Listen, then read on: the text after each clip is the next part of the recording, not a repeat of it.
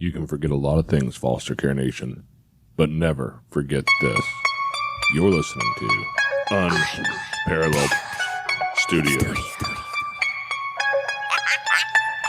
Actually, no.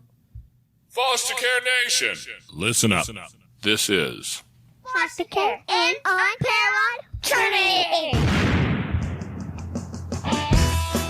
strength for the powerless, courage for the fearful, hope and healing for wounded hearts.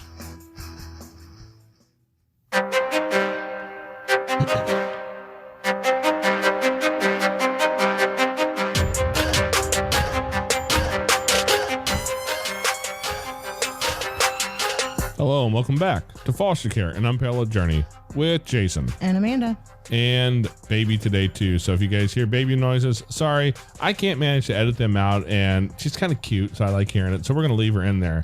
So today, Miss Fussy Baby, she's never fussy until we start recording. So we're just gonna have to deal with it.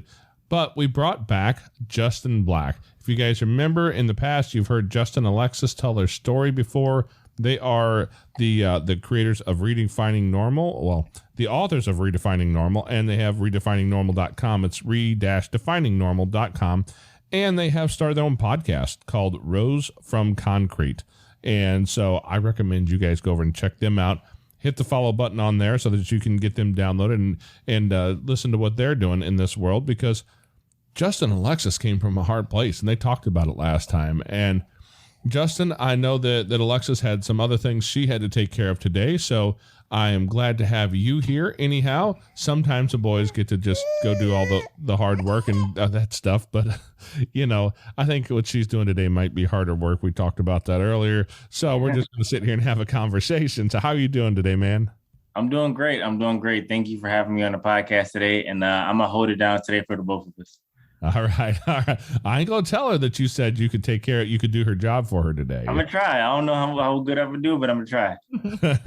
That's a good answer. That'll keep you out of trouble. All right. Well, you know, we really just wanted to bring you guys back here, and so you can tell us about what you're doing with your Redefining Normal project, and maybe even a little bit about your podcast. So, folks who've been listening for a while, if you haven't been listening for a while, go back and find the episode with Justin and Alexis, and you can hear their story to begin with, and then jump back here and you can see where they're going, because that's the neat part about this, is when we get to hear the story of where someone has been and then see them changing the world and where they're going. That's awesome. So, dude, what's going on in your life?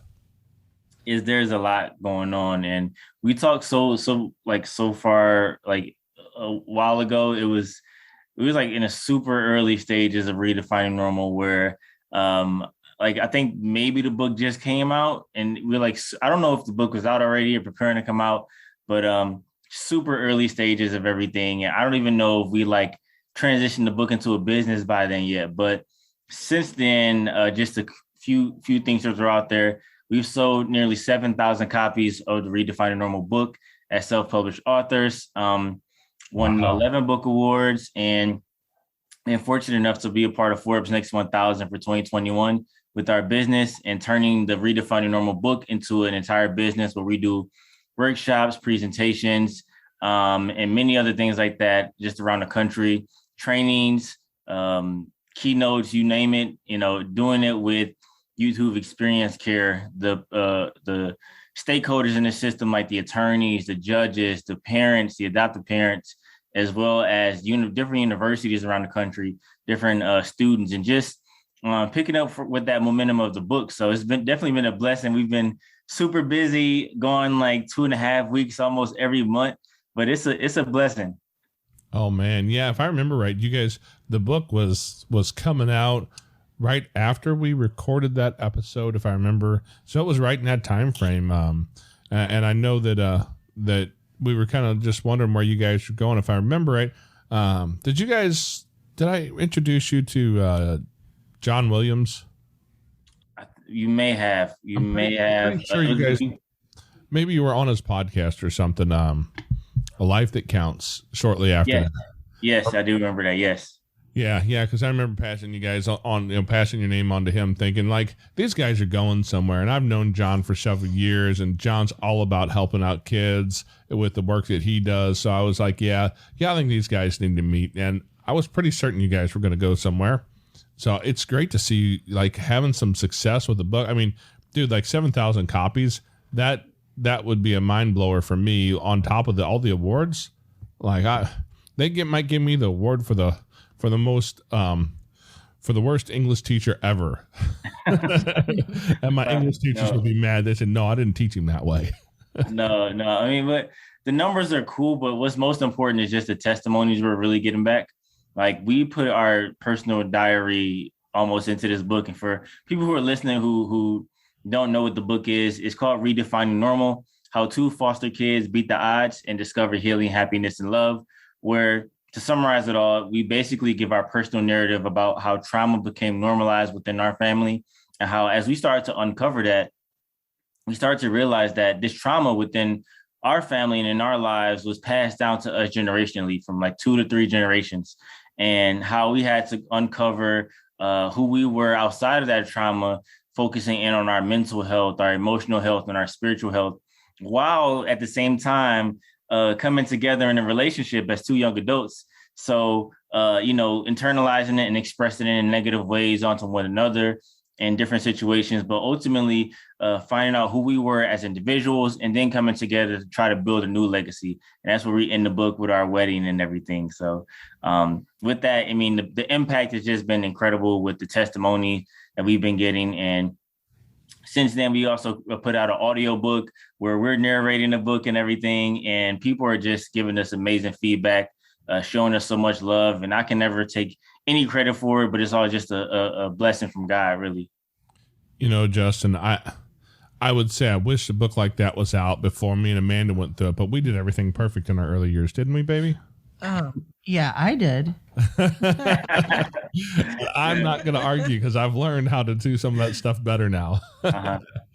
We've learned how to do a lot of things better now. Amen to that. Trial and error. But Amanda and I, we had different trauma stories, obviously, than you and Alexis did. But everybody, really, pretty much everybody at some point has some sort of a trauma story. Some are much more severe than others. Obviously, like we talked to you guys, I've read your book and I know some of the stories that Alexis talked about her background. Like my childhood had its problems. It wasn't that bad, right?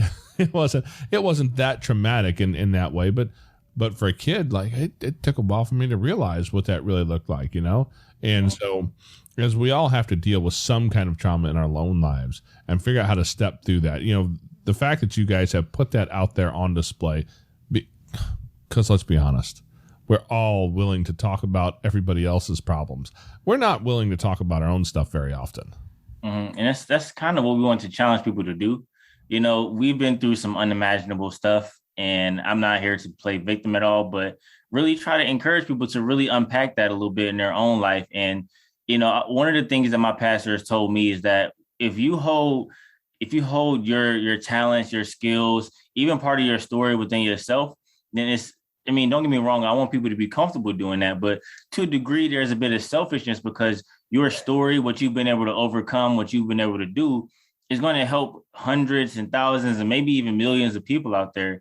And they're waiting on you to hear your story of perseverance and your story of overcoming. And, it was times where we wanted to give up on this. We didn't want to write this book because maybe future employers, colleagues, friends will know our deepest trauma and what we've been through. But really, it's about the people who wanted to learn from us and be able to have that courage to share their story. And also not even just let it hold them back anymore. They don't have to feel like it has to be a secret anymore, but really identify it and use it as their strength. So that's really our goal and what helped us move forward publishing this book, because we don't want to have this hold us down, but also it's more or less about other people, not letting their past situations and circumstances hold them down as well.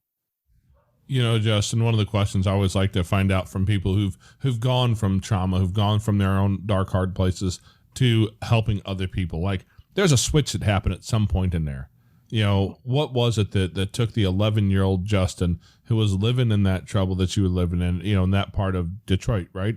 Yep. Yeah, I thought that's where you were from originally. So that took that 11-year-old boy from Detroit who was in a hard place and turned him into the not an 11-year-old Justin who's grown up to be a man who's out there helping people and dedicating your life to it, because this is your full-time gig, right? Yep. Full time. Yeah, so like you made your full-time gig helping people out of that hard place, and most people don't make that turn. What helped you make that turn to go, hey, I want to help people. I don't want to be the victim. Just like you said, I don't want to play the victim. I want to be the one who helps somebody else find their own victory. Yeah. So I think it's not exactly a switch, I would say it is, but more or less like a progression type of thing where, you start to realize one by one, like, okay, the things that I'm going through, the things that my family is going through, it may not be okay. Like, I don't like how this feels. I don't like what we're going through, but so often we normalize it, we okay it, and we just ignore it because sometimes it's comfortable. The things that I've been through, the circumstances, the poverty, living in abandoned homes and homeless shelters as a child, those circumstances became almost normal, but it was extreme. So I had to think like, man, like I know I want better for myself. I just don't know how to do it. And I start to have just starts to get like desperate to want to do better. And I really dedicated myself to just trying to just figure things out. Like I wrote in a book where, when we were living in an abandoned house when I was about 9 years old, I would just go outside and shovel people's snow for money, just trying to do something with what I had. I would maybe borrow the neighbor's shovel and try to shovel snow, just do what I could do. So just trying to figure it out in that way and just do small things to make a big difference. So just trying to take one step at a time and not just have like, it's no light bulb moment or turn on a switch or anything, but really just take one step at a time, moving forward and understand that mistakes will happen and you will move back a lot, but trying to move forward. And I didn't understand that as a kid or as a teenager or anything, but now as an adult, I understand how important that is to really just take things one step at a time, one day at a time, and to really just appreciate, looking back now, I can appreciate everything because it brings things full circle, because now my ability to overcome those things, it really contributes to my legacy, the things that I'll pass down to my children, the things that influence other people. It comes full circle, and what God can make out of nothing is really amazing. You used an important word for me. You talk about legacy there, right? And I had somebody explain it this way to me once. They said, legacy is kind of like a wake behind a boat. You don't get to choose whether or not you leave it. It's going to happen. You get to choose what it looks like, but you don't get to choose what it is. Where'd you come across that idea, and how long have you been really pushing for that idea of changing a legacy for yourself and your family? Yeah, that's a big one. The idea of legacy really started, I feel like we talk about that switch. It really started maybe when I was in high school. And I remember back when we had like the ACT, and it which wasn't that it was a super long time ago, but back when we had the ACT, I did terrible the first time I took it. And it was something about that where I just gave up, like, all right, I didn't do a good job. I gave up, it was like whatever. But I had to ask myself, I think this question that I had to ask myself really started that progress before I even knew I touched the word legacy and started to think about it. I feel like this question that I asked myself really helped me to get to that point where I started to really build my legacy. I had to ask myself, like, did I really do everything that I could do to be successful?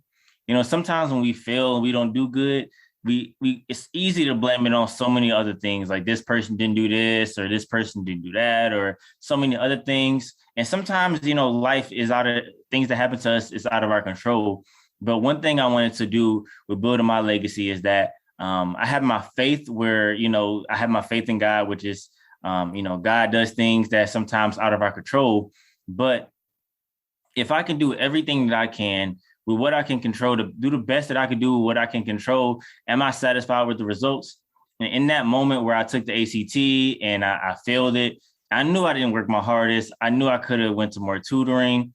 more training, did everything, did a lot more things better. And I had to ask myself, like, listen, if I'm gonna get a bad score, if I'm gonna go out like this, I want to lay my head down at night knowing I did everything that I can do and not leave anything else out there. I did everything that I could do to get the best score possible, to try to get into college and just to make myself happy. And if I got like a 0 and I knew in my heart that I did absolutely every single thing that I could, staying up late studying, going to tutoring sessions, then I would be happy with that. But I went back, I studied harder, I worked harder, and I got a way better score than I got the second time or the first time. Was able to get into college. And that really made me think like, all right, if I can do my best with what I can control, then my life will look a lot different. And then I think off of that momentum, I started to think about legacy and things that I want to pass down to my kids. Okay, citizens of Foster Care Nation, we want to hear from you. We want to hear any stories that you'd like to share with us, anything that might be funny, inspiring, touching, heartfelt, all of those things. That's what people love to hear. So why don't you send us some of your stories? You can reach us at our voicemail line at 413-FOSTER-3. Again, that's 413-FOSTER-3. Now, we're going to assume that if there's any privacy rules that you need to follow, you've already followed them and changed any names that need to be changed, because we will play some of this on the air. We look forward to hearing from you. Now, this voicemail has a limit of about, I think, 10 or 15 minutes, so anything longer than that, just contact me at jason@fostercarenation.com, and we can sit down and talk about your whole story. Off of that momentum, I started to think about legacy and things that I want to pass down to my kids, and not just the money, not exactly money and material things, but with the type of mindset and spirit that I want to pass down to my kids and my children and to my friends and other people that I interact with.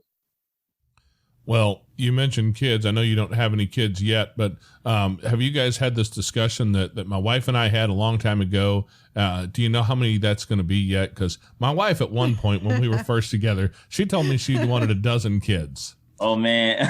I didn't take her serious. I did tell him I wanted a dozen. I didn't tell Once you get to the 12th one, you're just like running around doing whatever. You're not even like doing anything. We don't have a dozen yet. We're just working on maybe 8.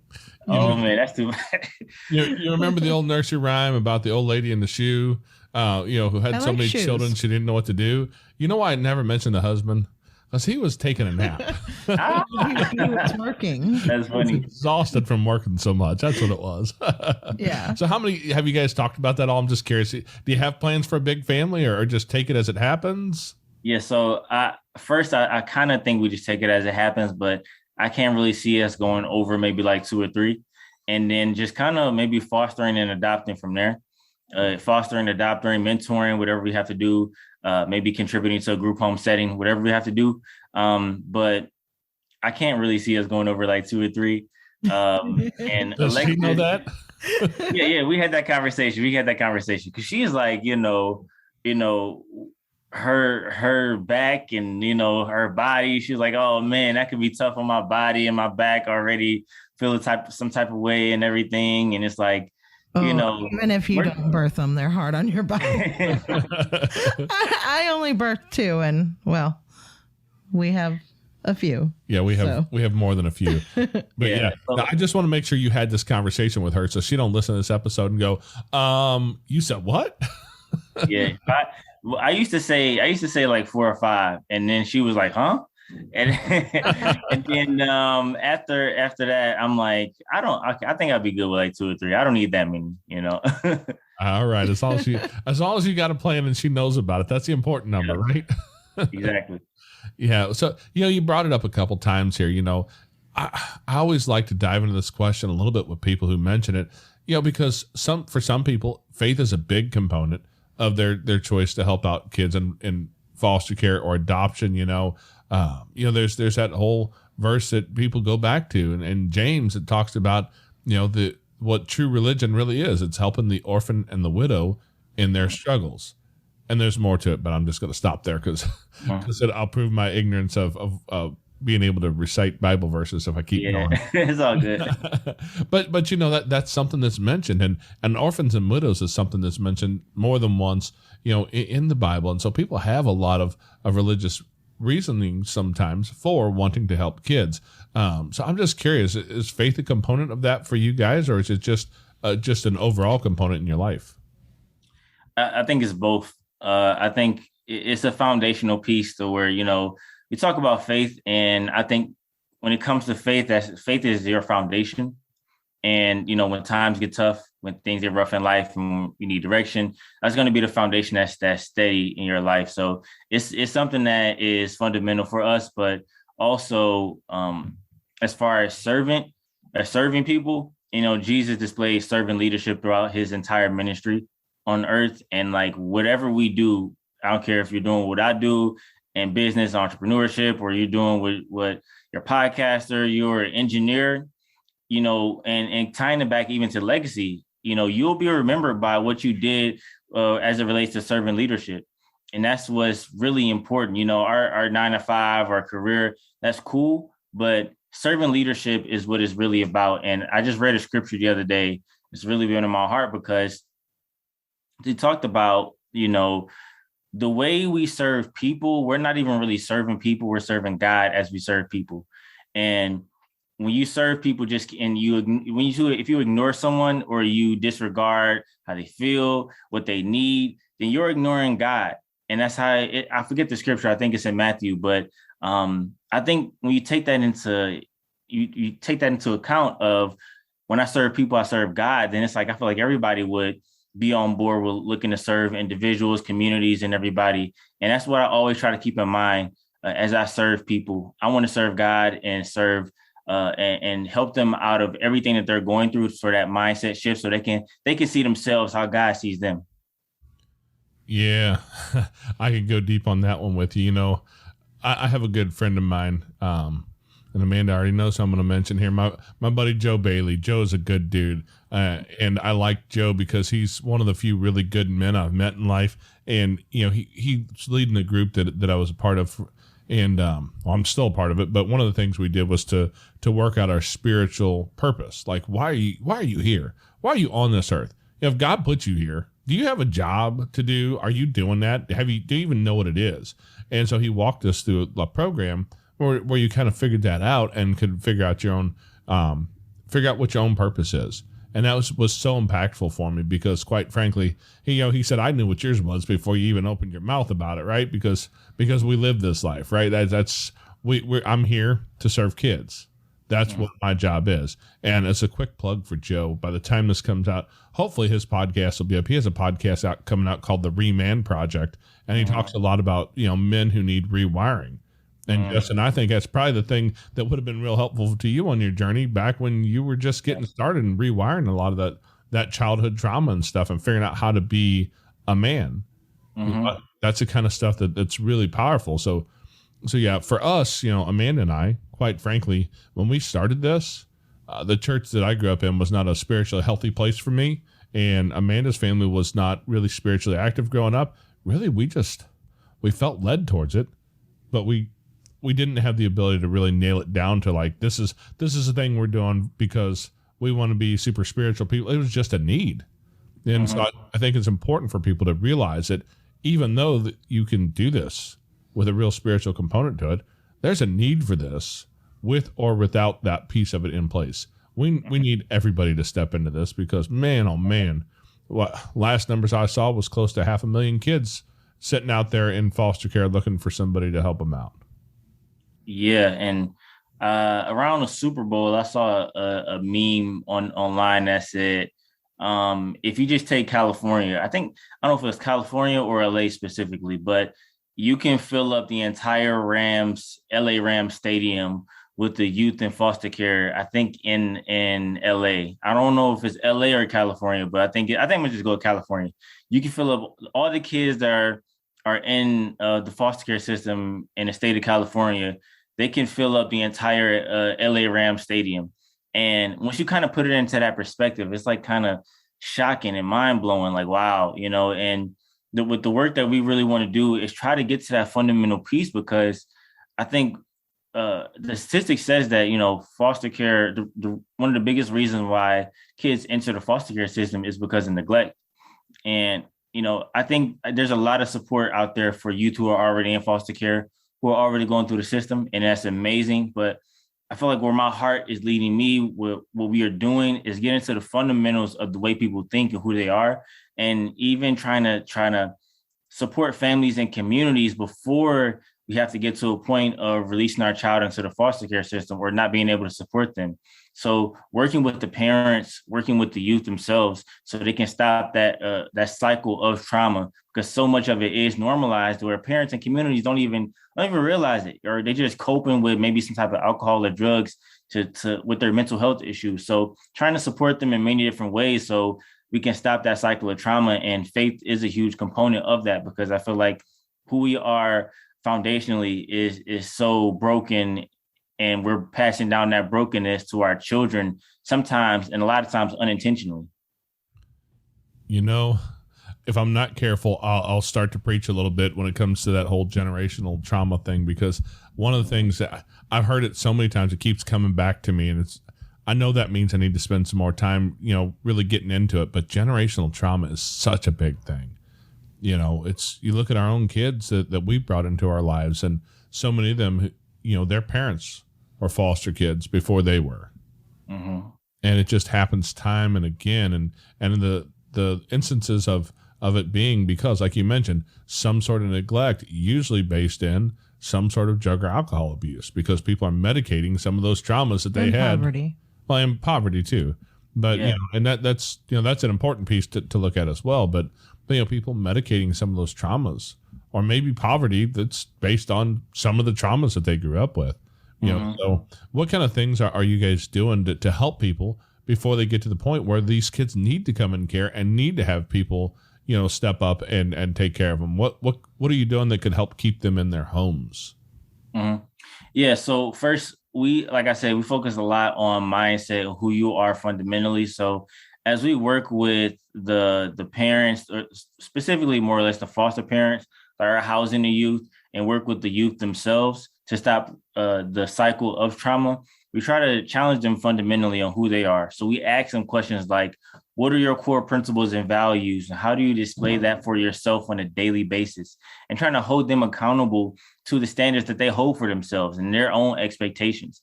And trying to help them create goals and expectations that will get them out of their comfort zone. And starting with them individually. So a few of our workshops with youth, which we have a non-part curriculum now, which we've been able to develop, but some of our workshops with youth start with them as an individual, because it always starts with you and you can't pour from an empty cup. So challenging them on their core principles and values, challenging them on their definition of love, definition of happiness, and so many other things. And then going from there to the next presentation, talking about their relationships and who they're around, because I think Jim Rohn said that you're the average of the 5 people you're around. So if you're trying to do better, but you're surrounding yourself with bad company, then you'll never be able to get better. So trying to have the circle around them reflect the core principles and values that they established for themselves in the previous presentation. And then going on from there, starting with who they are fundamentally, to the relationships and community they're around, and then just going on around personal and then professional development until they're able to understand the full concept of this redefining process as it relates to restructuring how they view themselves, restructure how they think about internal locus of control versus external locus of control, and so many other things around them, and how much power and autonomy that they actually have. Hey there, Foster Care Nation. We'd like to take a quick minute to step out of the podcast here and ask you guys for a little bit of support. If you could share an episode with people, friends, in a group, with family, anywhere where there's somebody who would like to hear this. Also, if you'd like to join us and support our mission, a couple dollars a month would be really helpful. You can find us on Patreon at patreon.com/fostercarenation. Now back to the show. I love that you start with core values. Mm-hmm. I'm part of this dad's group that is just, it's an amazing place. And in full disclosure, I'm part of the leadership team now over there. But one of the first things we do when new guys come in is talk about core values. Mm-hmm. And it amazes me how many men how many people in general have no idea what their own core values are? Yeah, once we ask that question in presentations, it gets pretty quiet. So Yeah, and it's actually pretty easy to find out. You just go look at the bank account and look at their schedule, and you can figure out pretty quick what their core values really are. But understanding that we all have these aspirational core values. We all have this idea that, like, oh, for me, family is the most important thing. Then you find out, you work, you go to work, you come home, you stare at TV, you drink beer and go to bed, and said 3 words to your wife and no words to your kids besides to holler at them to get out in front of the TV. And you're like, wait a second. Like, I thought family was important to me, but I'm not living that way. yeah, exactly. That's why when we ask that question too, we don't just say, what's your core principles and values? And we move on to something else. We keep digging and challenge you on that. So what's your core principles and values? Okay, you gave me, oh, you're motivated, you're this, you're that. That's cool. But okay, now your next question is, how do you display this for yourself on a daily basis?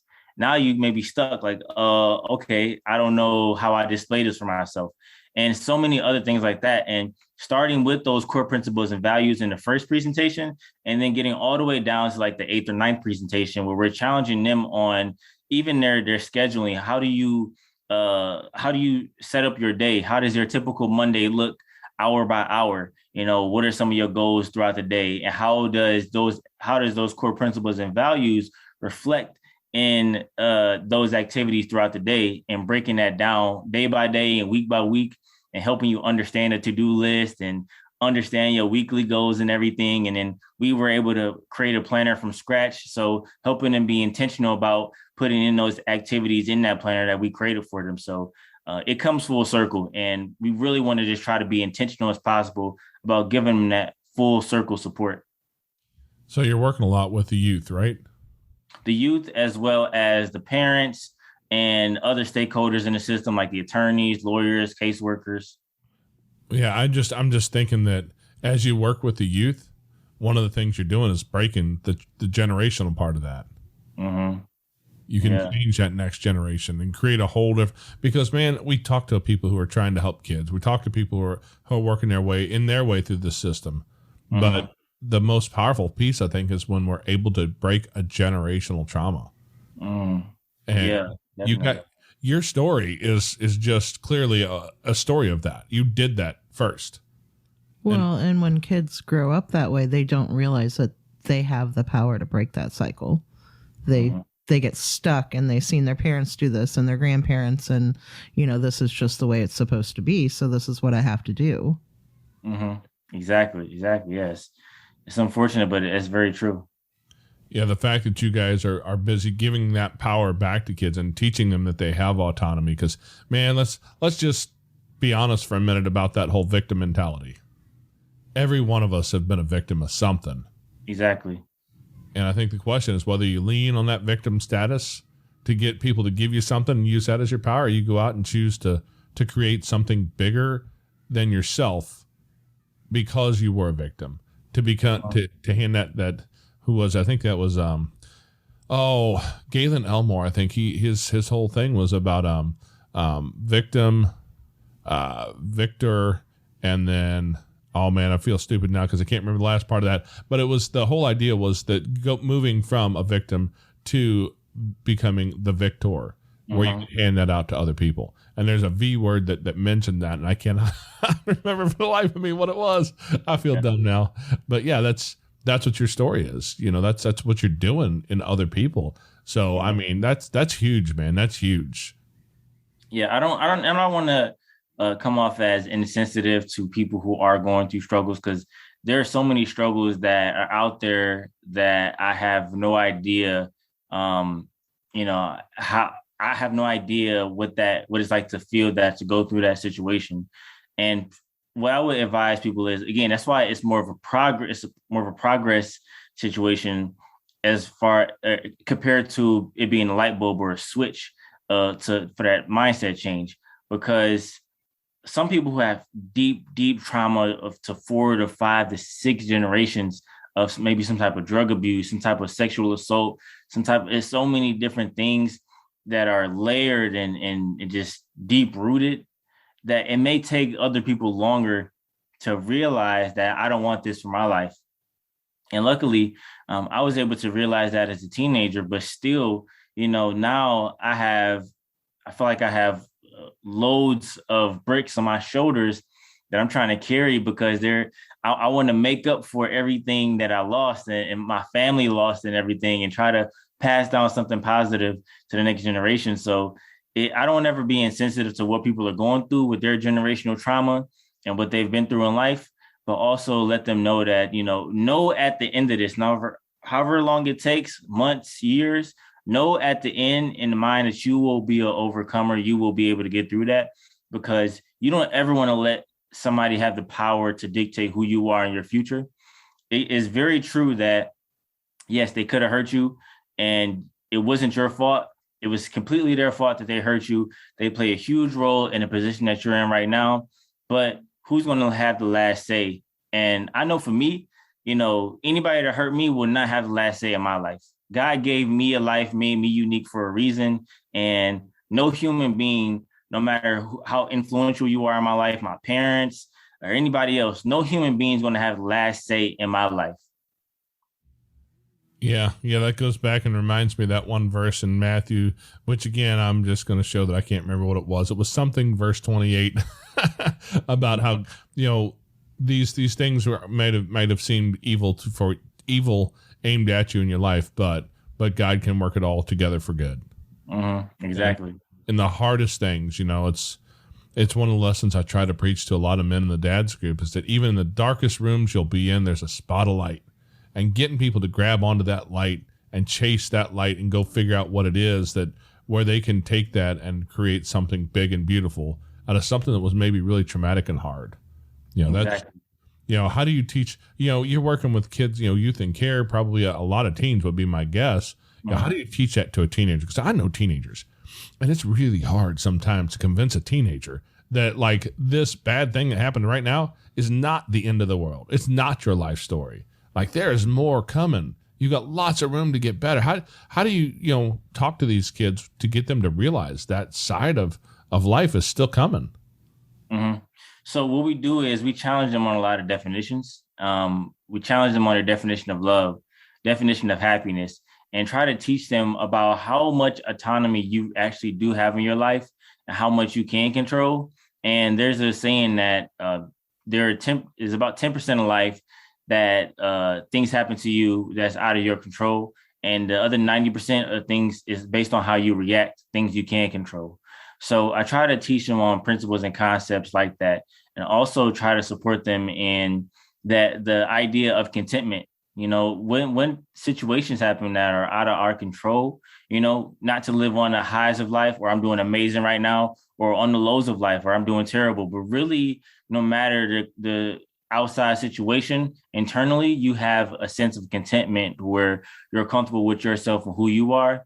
And just trying to help them understand how much you can control. And for a lot of people, especially in the foster care system, we've been sent home to home. We've been kicked out of homes. And there's so much that is out of our control that, like when I ask youth that question, that how much of your life is based on external locus of control versus internal locus of control. And to kind of explain that, internal locus of control is how much you believe you dictate with your life, and external locus of control is how much you think others dictate in your life. So there's so many youth who feel like outside world and other people dictate their life. And to a degree that is true, but understanding that you will have the final say and trying to just let them know of that. And really an idea, because the business I have right now, the house I live in, and which is not a big house at all. It's not like a mansion. I know I said the house I live in like it's a mansion, but me being married to my wife, us owning a home, having a business, doing this full time, this all started from my idea, and really trying to show them how ideas manifest themselves into blessings for not only for you, but for other people, and how we started off as an idea in God's head, and now how ideas work in us being able to dictate and control our lives as well. Well, I want to dig in on the one question a little bit. You talk about teaching kids, asking them what love is for them, having them to define and probably redefine a few times what love is. I mean, I'm assuming that you're not talking like it's all about finding Prince Charming sorry, I'm losing all my Disney princess names now. But the Disney story of love is not what you're talking about, I'm guessing. No, so I mean, I based that question off of First Corinthians 13 around, what is love? Love is patient, love is kind, love never fails, and all these characteristics of love. And then so much concepts. And when I do these workshops, I don't say the scripture exactly. A lot of people when they hear about Christianity, they always kind of feel some type of way. So I don't exactly say this is from the Bible or anything, but I try to implement these ideas slowly but surely into their head and try to help them understand like what love is for themselves first, because Jesus said that you're supposed to love your neighbor as you love yourself. And the thing that stands out in that scripture is that a lot of people don't even know how to love themselves, so they can't love their neighbor.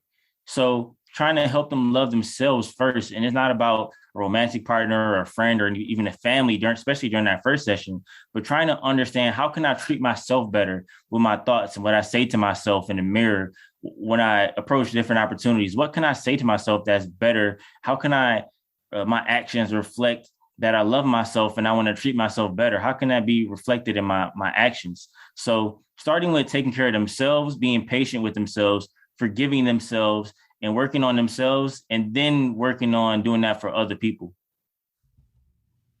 Well, yeah. And I mean, you're talking about all these things that you're doing with kids. How do people find out about these workshops?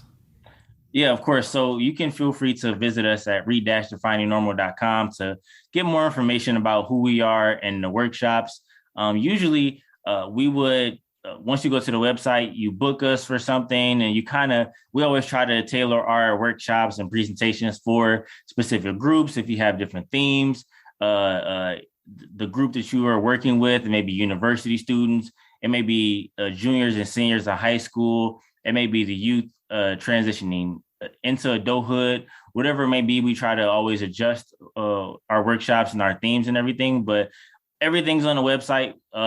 Being able to contact us, ask us more questions. But that's how you'll be able to learn more about it, as well as just have a conversation with us about it. Okay, that's really awesome. Now, you guys also have started a podcast. Can you tell us a little bit about that?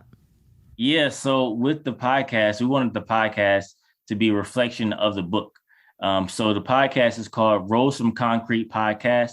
And there's a concept behind that, because as you can see, maybe with the t-shirt or not, but the Rose stands for rising over societal expectations. And the Rose from Concrete theme is that, it's a Tupac Shakur poem. And it says that, roses don't grow from concrete. It's just not how it works. But when it does rise from a concrete, it has this tenacity and will to reach the sun.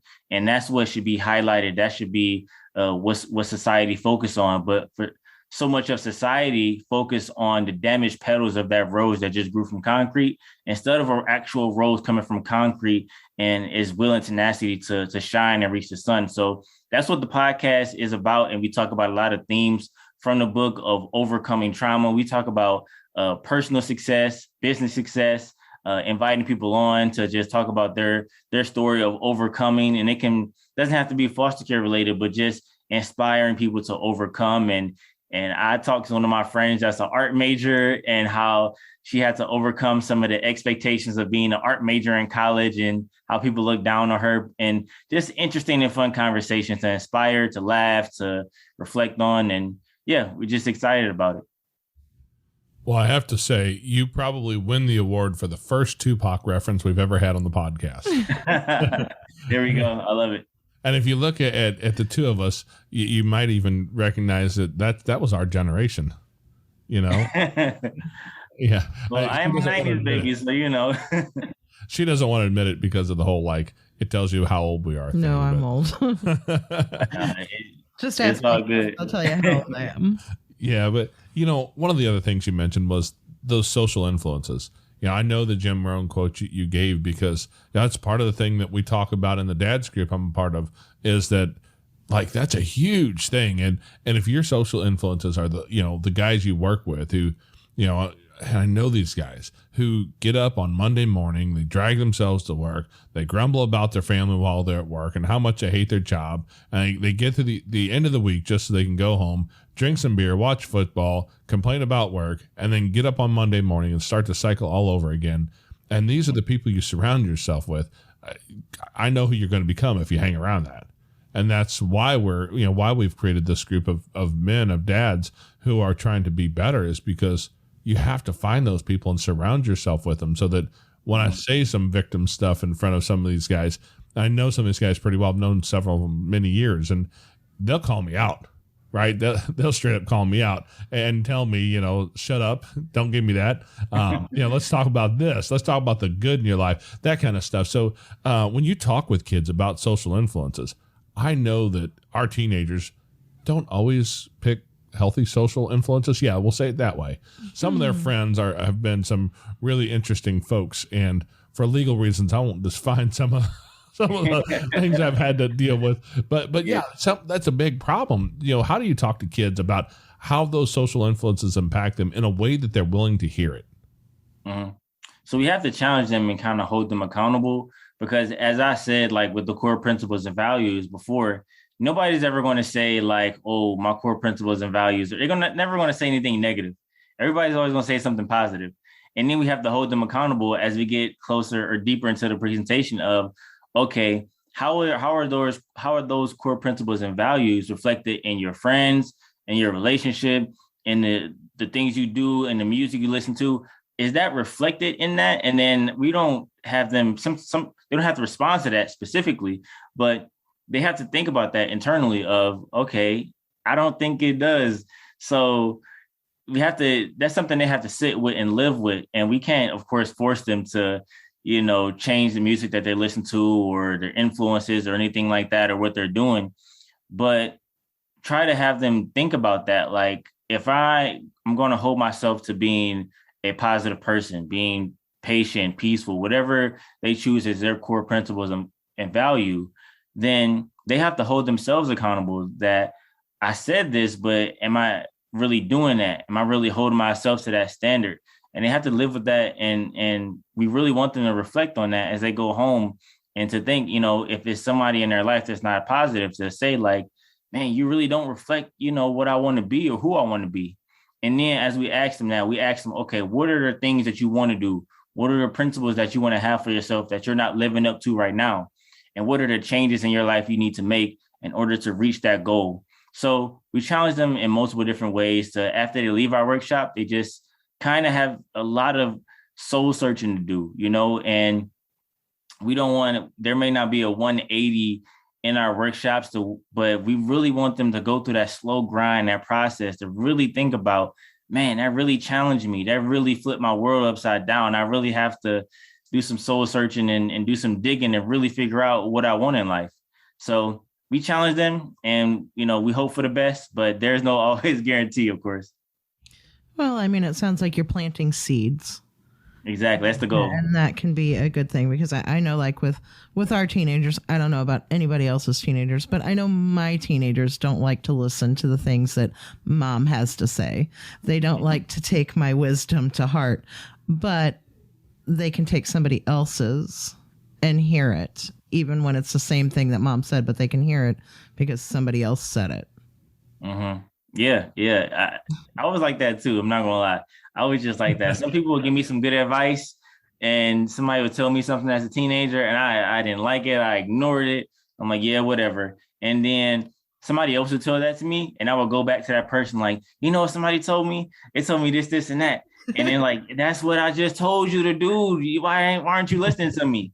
And I know that I would make so many people upset like that. So I want to apologize for you on behalf of all the teens that do that to you. So, there was a time when, let's see, our now 21-year-old son, he was probably about 13 when he went and spent some time with Steve. Something like that. A good buddy of mine, Steve, he was a screw up just like me as a kid, and he grew up to be somebody, and he's created an amazing world inside of what he does. And I got a hold of him one day. I'm like, dude, what do you think about him coming out and spending a week? He's like, yeah, sure, come on out. So he went out there and spent like a week or two, if I remember right, with him. Couple weeks. The boy came back. And he looks at me and says, Dad, you know, Steve, he starts telling me all this neat stuff that he learned from Steve. And he said, really, Dad? He said a lot of the same things that you say. He just said it in a way that I understood it. A way that I could hear it. That's what he meant. Exactly. Yeah, good. I think the way he could hear it was that it came out of someone else's mouth. And you know, you're young enough to speak into these, into these teenagers' life. I'm just going to be honest. At a certain age, the teenagers just stop listening to you because, well, you got a little too much gray hair, so you don't know what the world really is like. I mean, I'm not on Snapchat, so I'm probably not ever going to be cool again, right? No, it's no. I think what it is that sometimes young people come into relationships with a preconceived notion. Like a young person may form a relationship with one of you all with a preconceived notion that you don't know, or you didn't know, or you never experienced this, or I don't know. It's just like they put up walls automatically from someone who is maybe who's older, maybe a different race. And we put those walls up and don't even have an open heart. That's why the Bible talks a lot about having a soft heart and an open heart. We just put heart in our heart, probably because of our past experiences. But if we could have maybe a younger person or a peer, or maybe even an uncle, or, somebody else.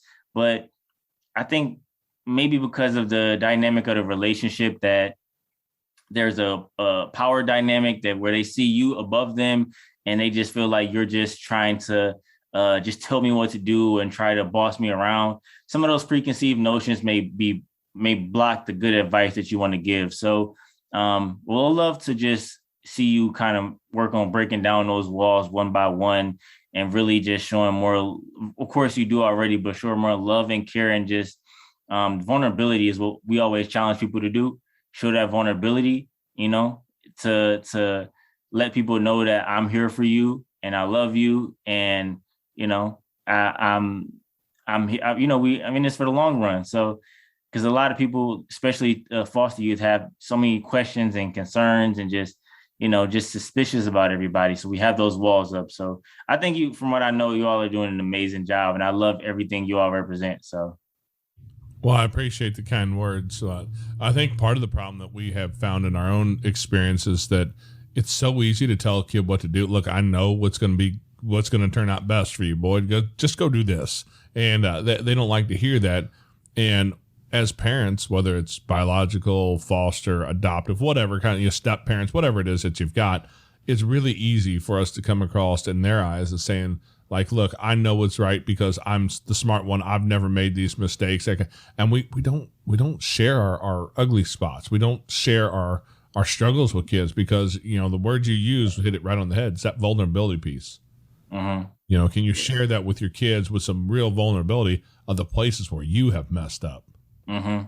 Exactly. And I think one thing we talk about in the trainings with parents is that so many parents expect youth to like do a 180 and adjust to their lifestyle, when the youth, they're coming from a situation that may be in your eyes, it may be chaotic, but that's their normal. That's where they're actually comfortable. And now in your home, they're coming to a situation that in their mind is chaotic because they got to eat dinner at 6 p.m. and they can't eat junk food all day. And they got all these rules. And now it's in a chaotic environment to where they're putting up walls and stuff. But I always encourage parents, like, you may not be on Snapchat, but like, hey, son, or whoever you're talking to, let's record a Snapchat real quick. Let me, or you play Call of Duty. Let's play a game of Call of Duty. You play Madden. I don't play games at all, but let's play Madden real quick. Whatever it is to just put yourself in maybe a slightly uncomfortable, slightly vulnerable situation just to build that relationship and be intentional about it. I always encourage that. Well, it's funny you say that because I haven't mentioned, actually, I haven't put anything on this podcast about it yet. But if people out there are into the whole TikTok thing, I'll be honest with you. I come from the world where TikTok looks like a security thing for me that I'm a little bit nervous about. And so I did eventually get myself a device that has no personal information on it. And I went ahead and made the TikTok account, and it's something based around, our mission here. And so if you look, I think the handle is at Foster Care Nation or something like that over there at TikTok. They're on there. And the other day I did actually get my two younger boys, 6 and 8 years old, and had them trying to get them to record something with me to put them on there. And the one boy, my 9-year-old turtle says, Dad, every day, Dad, how many likes does it have now? How many views does it have? That's How many followers do you have? Do you have more than 15 followers now? And then he come back like 5 minutes like, how about now? Do you have more? I'm like, but I don't think it works this way. It's not a 5 minute. I mean, maybe it is for somebody. It's not for me. But yeah, we're trying to step into some of that stuff. It's a little bit outside of my comfort zone to share that experience with them, because they don't have devices yet at 8, 9 years old, because I'm that dad. I don't hand them devices at that age, because I've made some of those mistakes in the past, and as a parent, you hopefully learn from those mistakes and you hold off on that a little bit. But yeah, I love it. I'm with you. Yeah, it's so important for us to be willing to step out into those spaces and just be part of their lives. And that's, as I mentioned, I'm getting a little gray in the beard. Like I'm getting older. It's easy for me to say, nope, no more. I'm not getting into any more technology. Forget the next social platform that comes out. I'm not doing it. But it does create a lot of division with you and your kids and your ability to connect into their world. Yeah. I mean, first and foremost, I appreciate your vulnerability and willing to be uncomfortable and everything. I mean, the relationship you're building is going to go far and beyond what you can imagine. So I definitely appreciate that. And it goes a long way, with that relationship building. So yeah, I love it. And, I got to follow you on TikTok because we're on there too. So. Yeah, well, I had to find you guys on there. But right now he's mad as can be at me because I'm talking to you and not taking him to the park, because it's the first time it's been over like 30 degrees and like 2 weeks. The weather here in the St. Louis region has been, man, we need to seed the clouds with some bipolar medication, because the weather has been crazy. We've had snow and ice and rain, and snow and ice and rain, and it'll get just warm enough to tease us a little bit. But over the next few days, we've got some decent temperatures coming, and so we're going to have to go do some of that outdoor relationship building here pretty soon. I'm more comfortable with that than I am jumping onto necessarily talk with them, because I can record stuff and post up. I really don't know how it works. I think you're supposed to spend at least 6 hours at a time just scrolling through random videos. Is that the whole point of it? I don't know the point, but I'm not really on TikTok unless I'm posting. So, my wife is on it a lot since she's been like resting and relaxing a little bit. But I'm not on it unless I'm posting. So I don't want to take it. I want you to get to the park though. That's very important. So I want you to be able to get to the park while it's nice, because the Michigan weather is just the same. It was snowing a couple of days ago. Later this week it's supposed to be in the 50s. It's all over the place. Yeah. We're supposed to hit, I think, 50 today, and we're looking at 70 degrees in the next few days. So the end of February is when we're recording this. So to hit 70 degrees on a February day is crazy. But yeah, we can't go to the park today because it has been so much snow and ice that it's a mud pit right now. Everywhere you go. That's not good. Yeah. So yeah, hopefully some of this nice weather will push its way over towards you guys as well, and you guys can get out and enjoy it. But yeah, it's those challenges that we have. Those is figuring out how to make connections with younger folks, whether it's your own kids, like we have a few of, to be more than a few, and you guys will at some point have 5 or 6, I think you said, right? Oh man, you added like an extra 3 or 4. I'm just trying to help you out, man. That's all. You'll be in trouble with Alexis when she. Help me out. You want to take some of them? That'll help me out. Hey, I got some. I can get you a starter kit. Oh man. I don't know. I don't blame you. Yeah, y'all ought to start from the beginning. I ain't going to lie about that. But Justin, it's great to have a chance to sit and talk with you a little bit today and just see where you guys are going. Like I mentioned earlier, because you came from a place that's a trauma story. You came from a place that has a lot of hard stuff in it. And you're not just surviving. That's the thing, is that so many people just want to be able to survive it. But it's not just surviving, man. You guys are doing something with your trauma. You're turning it into something beautiful. You're planting those seeds and watching that flower garden come up.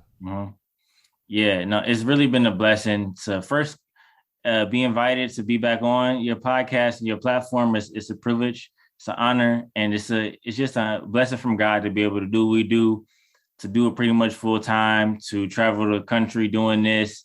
And you never know, we may be in your city, we may be in your state pretty soon. So I'm looking forward to that one day, hopefully. So Well, $5 says you won't be in my city because our city is a little bitty city.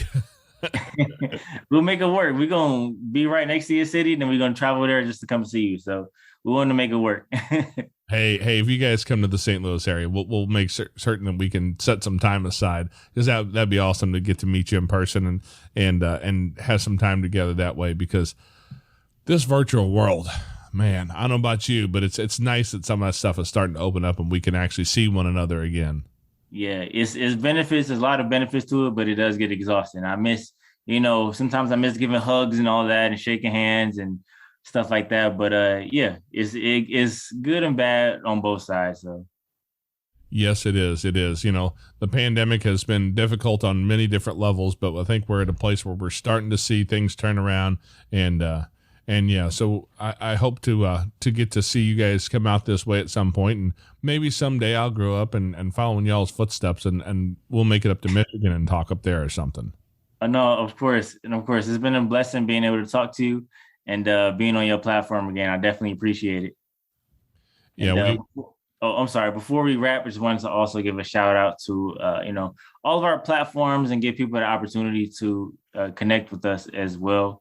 And so if you do want to keep up with us, feel free to first email us at info@re-definingnormal.com. Our website, re-definingnormal.com. That's where you can book us for different events, workshops, keynote speeches, whatever it may be, trainings. Get a book on the website as well. Get some merchandise. They may not be able to see my t-shirt, but Rising Over Societal Expectations, the hoodies, whatever it may be. And then follow us on TikTok. We're trying to keep up with the young folks. So follow us on TikTok at re.definingnormal.com. That's Instagram, re.definingnormal.com as well on Instagram. And for the more mature audiences, follow us on Facebook at Redefining Normal Movement. We were just talking the other day about that, and this whole story of how many new grandparents are taking care of their grandkids. And I was talking to Amanda and said, where do you think we would find that audience? And it's always, all the old folks are all on Facebook. And I'm like, that's where I'm at. She says, I know, you're old folks. Hey, truth be told, I'm on Facebook most of the time too. So I like the way you put it, though, the more mature audience. For real. Okay, Foster Care Nation, thank you for listening to Justin's story. Now take his knowledge and wisdom to heart so you can create love and healing in your family and community. Be sure to come back next week. We have new episodes every Tuesday. If you would like to share your story as a guest, you can reach us at jason@fostercarenation.com. You can connect with other like-minded people on Facebook at facebook.com/groups/fostercareuj. And don't forget, we have an account over at Buy Me a Coffee. It's a virtual tip jar where you can help us fund our mission for as little or as much as you want. It's at buymeacoffee.com/fostercare. The links to everything are in the show notes in your podcast player or at Foster Care Nation. And as always, You are so super awesome. I think you guys are cool. Yeah, yeah.